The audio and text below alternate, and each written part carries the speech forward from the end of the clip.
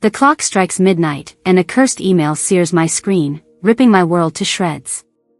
My own brother, the boy I shielded from storms, is getting our family's veterans fund, $10 million meant for heroes like our father, stolen for his greedy escape. His wife, that snake, sneers in their messages, calling my war wounds a weakness, my PTSD a joke.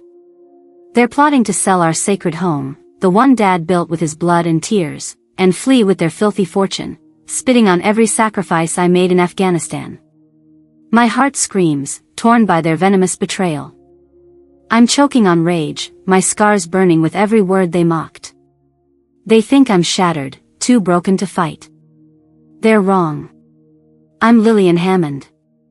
I'm 38 years old. I clawed my way through hell, and I'll drag their lies into the light. This isn't just about money, it's about honor, family, and the soldiers they dared to disgrace.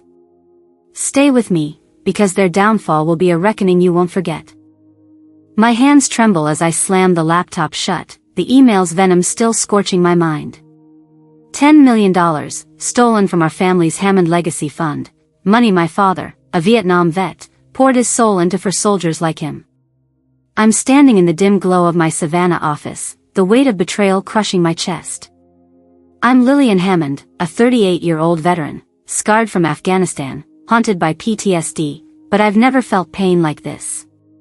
My brother, Travis, 35, a former Marine, and his wife, Megan Walsh, 32, are the thieves.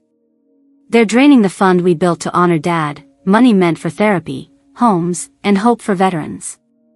I trusted Travis, the kid I taught to salute, the man I handed the fund's finances to.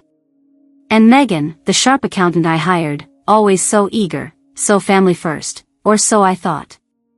I paced to the window, staring at the oak-lined streets of Savannah. Last week, I noticed odd charges, $4.20 at the Riverfront Inn, every Saturday for 3 months, billed to the fund. Travis brushed it off, his voice smooth, just client dinners, Lil. You worry too much. But his eyes darted away, just like they did when he lied about sneaking Dad's whiskey at 16. Megan chimed in, her smile too tight, it's all accounted for, Lillian. Promise. Their words felt hollow, like the echo of a misfired round. I dig deeper, pulling up the fund's records on my phone. Line after line of transactions, $380, $450, $510, all at that same hotel, all during Travis's so-called strategy meetings. My stomach churns. These aren't dinners. They're cover-ups. I sink into my chair, memories of Dad flooding back, his calloused hands pinning medals on my uniform, his voice steady, family holds the line, Lillian. Now, Travis and Megan are tearing that line apart. I trusted them with our legacy, with Dad's dream. They're not just stealing money, they're stealing his honor, my sacrifice, our family's heart. My fingers hover over the records, rage simmering. I need answers, and I'll find them, no matter how deep their lies are buried. The Savannah night presses against my office window, thick with betrayal stench. My phone screen glows with the fund's records, $420, $380, $510 at the Riverfront Inn, a trail of lies from Travis and Megan. But I need more than receipts to face the truth.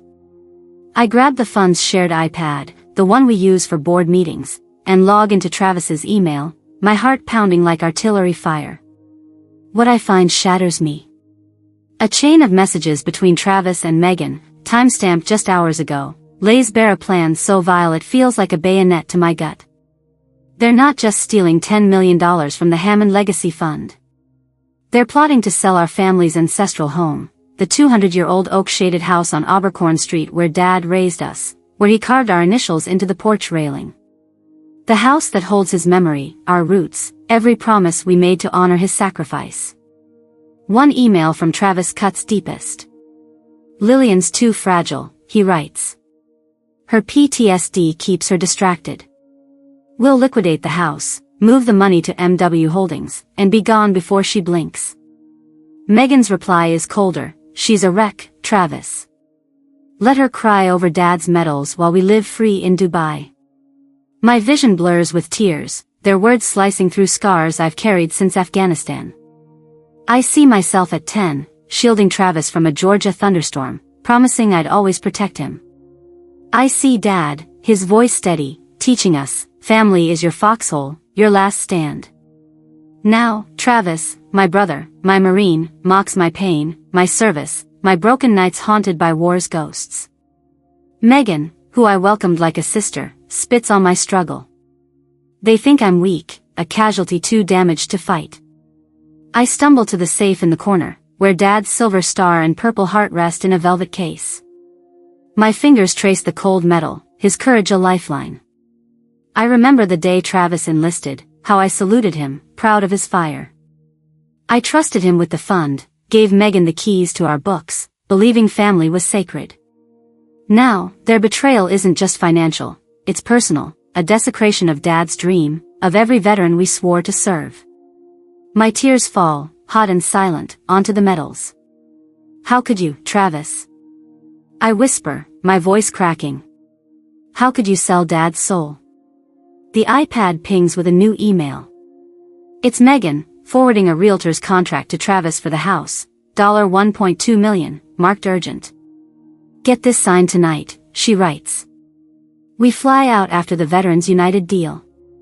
My rage surges, a wildfire swallowing my grief. They're not just thieves, they're vultures, picking at our legacy's bones. I wipe my face, the tears replaced by steel. I won't let them win.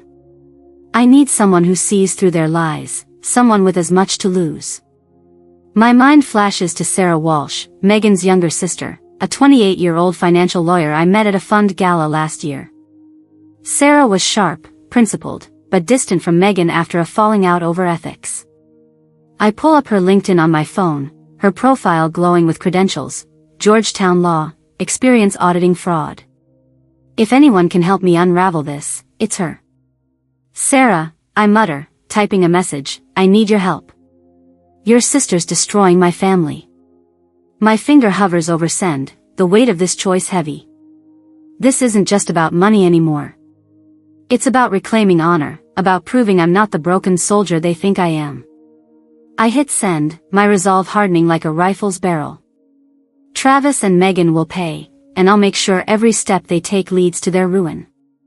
The Savannah dawn breaks, casting a pale glow over my office, but the sting of Travis and Megan's betrayal festers like an open wound.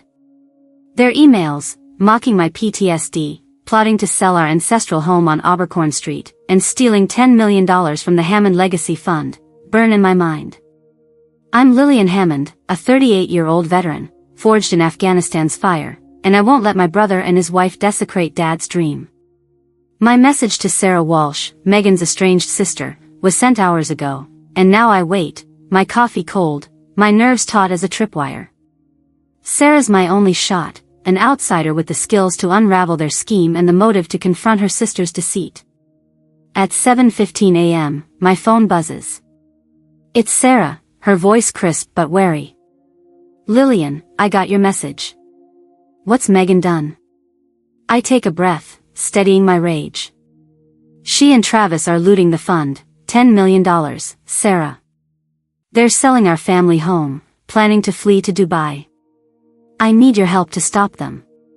Silence hangs, then Sarah's tone hardens. Megan's always been selfish, but this. I'm in. Meet me at Forsyth Park in an hour. I nod, though she can't see, my pulse quickening. Sarah's not just a lawyer, she's a weapon, and I'm ready to wield her. By 8:30, we're seated on a bench under Forsyth's moss-draped oaks, the fountain's murmur masking our words. Sarah, 28, her Georgetown Law pin glinting on her blazer, listens as I detail the riverfront in charges, $420, $510, every Saturday, and the emails exposing MW Holdings, their shell company. Her jaw tightens when I read Travis's line, Lillian's too fragile. Fragile? Sarah scoffs. They're the ones who'll break. She pulls out her laptop, fingers flying. I can audit their transactions, but we need access to the fund servers. Can you get me in? I nod. I'm the director. The keys are mine. Back at the fund's office, a squat brick building off Bay Street, I badge Sarah in as a consultant, my heart pounding as we pass Travis's locked office. Inside the server room, the air hums with cooling fans. Sarah plugs in, her software scanning for hidden transfers. "They're sloppy," she mutters, pointing to a $75,000 wire to MW Holdings, buried under a fake veteran outreach code.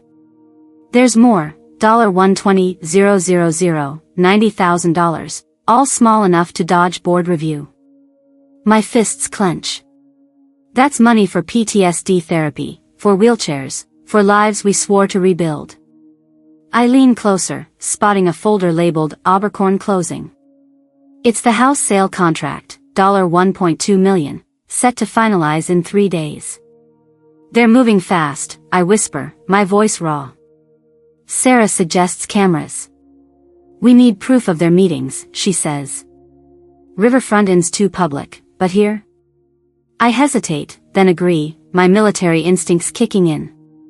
I call a security contact, a fellow vet, and by noon, discrete cameras are wired in the fund's conference room and Travis's office hallway. No one questions a vet's orders, I murmur, a bitter smile flickering. Sarah smirks. "Good. Let's catch them in the act." That afternoon, Travis strides into the office, his Marine swagger intact, Megan trailing with her usual clipboard. "Hey, Lil," he calls, too cheerful. "Big donor lunch today. Gotta run." Megan flashes a smile, her eyes skimming mine. "We'll update you later, Lillian." Their ease grates, like shrapnel under skin. I nod, my face a mask. "Sure, Travis. Don't be late." As they leave, I check the camera feed on my phone. They're not headed to a lunch, they're in the conference room, doors shut, papers spread out. Sarah, watching over my shoulder, hisses, "That's no donor meeting." The feed captures Travis's low voice. "Megan, push the house sale through. Once Veterans United signs, we transfer the $10 million and bolt." Megan laughs, sharp and cold. Lillian's clueless. She's probably popping pills for her nightmares. My blood boils, my scars itching with their cruelty. Sarah grabs my arm, her voice fierce.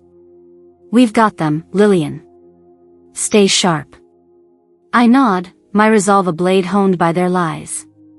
Sarah pulls up another transaction, $200,000 to a Dubai account, flagged last night. "They're testing the waters," she says. "We need to lock the system before they drain it all." I draft an email to the board, vague but urgent, requesting a server audit. "Security concerns," I write, my fingers steady despite the storm inside. Sarah installs a tracking script to flag any login from Travis or Megan's accounts. "If they touch the money, we'll know," she assures me. As the sun dips below Savannah's skyline, I stare at the camera feed, Travis and Megan's laughter echoing in my ears. They think they've won, but I'm not the broken soldier they mocked. With Sarah by my side, I'm building a net, and every lie they tell tightens it around them. The Savannah air hangs heavy with deceit as I hunch over my desk, the camera feed from the Hammond Legacy Fund office flickering on my phone. Travis and Megan's laughter from yesterday's secret meeting, plotting to sell our ancestral home and siphon $10 million, echoes like a traitor's taunt. I'm Lillian Hammond, a 38-year-old veteran, my Afghanistan scars throbbing with every lie my brother and his wife spin. Sarah Walsh, Megan's estranged sister and my new ally, sits across from me, her laptop open, her eyes narrowed.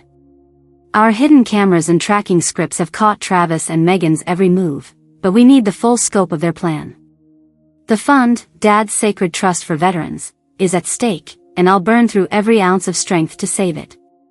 Sarah's software pings, a red alert flashing. "Lillian, look at this," she says, her voice low but urgent. A transaction log shows a $500,000 transfer from the fund to MW Holdings, their shell company, timestamped 2:13 a.m. today.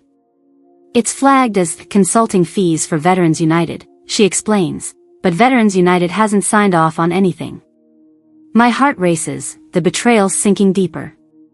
Veterans United, our biggest partner, is set to donate $10 million next week for a nationwide PTSD program.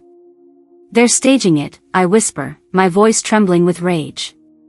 They're using the deal to mask the theft. Sarah digs deeper, pulling up an encrypted email chain buried in Megan's account. I lean in, my breath catching as she decrypts it. The subject line reads, Dubai exit. Travis's message is blunt. Once Veterans United wires the $10 million, we divert it to the Swiss account. House closes tomorrow, $1.2 million. Flights are booked for Friday, first class to Dubai. Megan's reply is chilling. Lillian's too busy chasing ghosts to notice. We'll be sipping champagne at Burj Al Arab while she's stuck in Savannah's mud. My fists clench, nails biting into my palms. They're not just stealing, they're fleeing, abandoning the veterans they swore to serve, mocking my pain as they plan their gilded escape. I grab my phone, opening the camera feed from last night's office activity. At 11:47 p.m., Travis and Megan slip into the conference room, unaware of our lenses. Travis spreads out a map, pointing to a pin. Dubai's our reset, he says, his voice smug. No extradition, no Lillian, no guilt. Megan laughs, tossing her hair. She's a walking breakdown. Let her cry over that old house. The feed cuts as they pack up, but my blood boils, my PTSD nightmares flashing, explosions, screams, and now, my brother's voice calling me broken. They're monsters, I hiss, tears stinging my eyes. Sarah's hand grips mine, her voice fierce. We'll stop them, Lillian. They don't know who they're up against. Sarah pulls up a travel itinerary from Megan's email. 2 first-class tickets to Dubai, departing Savannah/Hilton Head Airport at 6 p.m. Friday, costing $9,800 each, charged to the fund. They're using veteran money for their getaway, Sarah says, disgust curling her lips. I scroll through the email thread, finding a bank confirmation, a Swiss account under MW Holdings, already holding $1.8 million from prior transfers. They've been bleeding the fund for months, I say, my voice a low growl. Every dollar was meant for therapy, for families, for hope. The weight of their greed presses on my chest, but my resolve hardens like steel forged in war. We need more proof, something undeniable. Sarah suggests hacking into Travis's cloud drive, where he stores fund contracts. If they're faking Veterans United's approval, it'll be there, she says. I nod, my military training kicking in, precision, patience, strike. Using a backdoor Sarah coded, we access his drive by 3 p.m. A forged document emerges, a Veterans United contract, signed with a digital stamp dated tomorrow, authorizing the $10 million transfer to MW Holdings. It's a lie, I breathe, my pulse hammering. Veterans United hasn't seen this. Sarah's fingers fly, cross-referencing the fund's logs. They've been logging in after hours, she says. Last night, Megan moved $300,000 to a holding account. They're ready to pull the trigger. I pace the office, the oak floor creaking under my boots. Memories of Dad flood back, his gravelly voice at my bedside after my first PTSD episode, promising I'd never fight alone. Now, Travis and Megan are stealing that promise from countless veterans. We need to lock this down, I tell Sarah, my voice steady despite the storm inside. She nods, drafting a script to track any transfer over $50,000 in real time. If they move the $10 million, we'll catch it, she assures me. I pull up the camera feed again, watching Travis and Megan return from their lunch, their smiles smug, oblivious to the trap closing around them. My scars burn, but my heart burns hotter. They think I'm defeated, but I'm just getting started, and their empire of lies is about to crumble. The Savannah sunset bleeds red across the skyline, mirroring the fury pulsing through my veins. Travis and Megan's plan, stealing $10 million from the Hammond Legacy Fund, selling our ancestral home, and fleeing to Dubai with their blood money, has carved a wound deeper than any I bore in Afghanistan. I'm Lillian Hammond, a 38-year-old veteran, my PTSD scars screaming as I stare at the forged Veterans United contract on Sarah Walsh's laptop. The document, stamped with a fake signature, aims to divert the fund's biggest donation into their Swiss account. Sarah, Megan's 28-year-old sister and my fierce ally, slams her laptop shut, her eyes blazing. "They're moving tomorrow," she says, her voice sharp as a blade. "We need to lock them out now." My jaw tightens. This isn't just theft, it's a betrayal of every veteran Dad's fund was meant to save. In the fund's server room, the hum of machines matches my racing pulse. Sarah and I draft a plan to block Travis and Megan's final move. "We'll install a dual authentication system," Sarah proposes, her fingers flying across the keyboard. "Any transfer over $250,000 needs our approval, yours and mine." I nod, my military instincts snapping into focus. "Do it. They can't touch a dime without us knowing." By 4 p.m., Sarah codes the system, her Georgetown law precision locking the fund's accounts like a fortress. "It's live," she confirms, her voice steady. "They'll try to push the $10 million through tomorrow. We'll be ready." I feel a flicker of hope, but it's drowned by rage. Travis and Megan think I'm a broken relic, too shattered to fight. They're about to learn how wrong they are. I draft an email to the board, my tone calm but calculated. "Due to recent anomalies, we're implementing new security protocols effective immediately. All major transactions require dual sign-off." I hit send, knowing Travis and Megan will see it. I want them nervous, slipping up. At 5:30 p.m., I call a board meeting for tomorrow morning, framing it as a routine update on the Veterans United deal. Sarah raises an eyebrow. "You're baiting them," she says, a smirk tugging her lips. "Damn right," I reply, my voice low. "Let them walk into the trap." My phone buzzes with a text from Travis. "Heard about the meeting, Lil. Everything okay?" His fake concern makes my skin crawl. "All good, Travis," I text back, my fingers steady. "Just keeping things tight." Later, I check the camera feed from the fund's conference room. At 7:12 p.m., Travis and Megan huddle inside, their voices hushed but caught by our hidden mics. "Lillian's sniffing around," Megan says, her tone sharp. "That security email, she knows something." Travis scoffs, his Marine swagger dripping. "She's paranoid, Megan. PTSD's got her seeing ghosts." We stick to the plan, sign the Veterans United deal, transfer the money, close the house sale. We're out by Friday.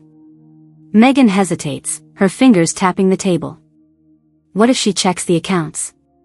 Travis leans closer, his voice smug. She won't. She trusts me. Always has.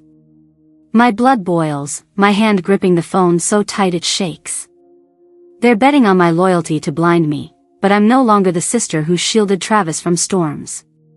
Sarah pulls up a new log. Travis tried accessing the Swiss account an hour ago, but our system blocked him.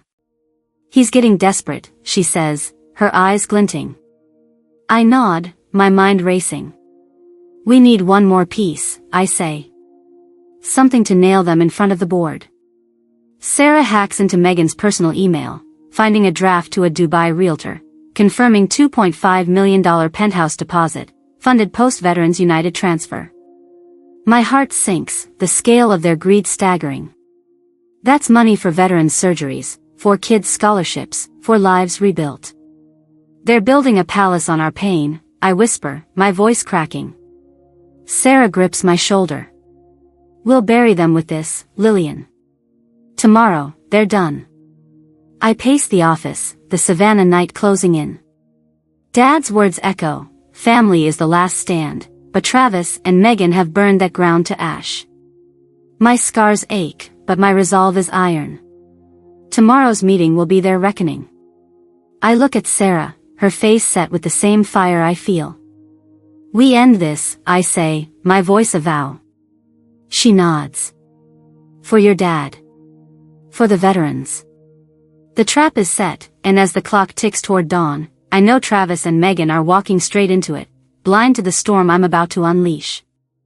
The Savannah morning hums with tension as I step into the Hammond Legacy Fund's conference room, my boots echoing on the oak floor. Travis and Megan's betrayal, stealing $10 million, plotting to sell our ancestral home, and mocking my PTSD, has fueled a fire in me that no war ever could. I'm Lillian Hammond, a 38-year-old veteran, my scars a badge of survival, and today, I'll bury their lies. Sarah Walsh, my ally and Megan's 28-year-old sister, stands beside me, her laptop loaded with evidence, forged contracts, camera footage, and emails exposing their Dubai escape. The board, a mix of grizzled veterans and local leaders, fills the room, unaware of the storm about to break. Travis sits at the head, his Marine swagger unshaken, while Megan shuffles papers, her smile a brittle mask. I clear my throat, my voice steady as steel. Thank you for coming on short notice. We have a serious breach to address. I nod to Sarah, who projects our evidence onto the screen. A $500,000 transfer to MW Holdings flashes up, followed by the forged Veterans United contract. Gasps ripple through the room. This fund, built on my father's sacrifice, has been looted, I say, my eyes locking on Travis. $10 million, meant for veterans' care, diverted to a Swiss account. Our family home on Abercorn Street, sold for $1.2 million to fund a getaway. I pause, letting the weight sink in. Sarah plays the camera footage, Travis and Megan in the conference room last night, his voice smug, Lillian's too broken to notice. Travis leaps up, his face flushed. This is nonsense, Lil. Those are fake. His voice cracks, betraying his panic. Megan grips her clipboard, her eyes darting. Lillian, you're mistaken, she stammers. I'd never, I cut her off, my voice a blade. Don't lie, Megan. We have your emails, your $9,800 Dubai tickets, your $2.5 million penthouse deposit, all paid with veteran blood money. Sarah displays the Dubai itinerary, the room erupting in murmurs. A veteran board member, his silver star pinned to his chest, slams his fist on the table. You disgraced us, he roars. Megan's facade crumbles, tears streaming. Travis made me do it, she sobs, pointing at him. He said it was foolproof. Travis rounds on her, his voice venomous. You wrote the emails, Megan. You pushed the house sale. Their bickering exposes them, raw and desperate, as the board watches in stunned silence. I step forward, my heart pounding but my resolve unshaken. You betrayed my father's legacy, our family, every soldier we serve. This ends now. I signal to the door, where two FBI agents enter, badges gleaming. Travis Hammond, Megan Walsh, you're under arrest for fraud and embezzlement, one says, cuffs clicking. The room freezes, the air thick with shock. Travis's eyes meet mine, wide with disbelief, but I hold his gaze, unflinching. You thought I was weak, I say, my voice low, cutting through the silence. You thought PTSD would silence me. But this fund is my father's heart, and I'll protect it with every breath I have. Megan's sobs echo as the agents lead them out, Travis's shoulders slumping, his swagger gone. The board members sit, faces a mix of rage and awe, as the door shuts behind the traitors. Sarah touches my arm, her voice soft. You did it, Lillian.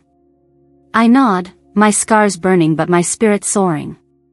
The fight isn't over, but today, I've reclaimed our honor, and Travis and Megan's empire of greed lies in ruins.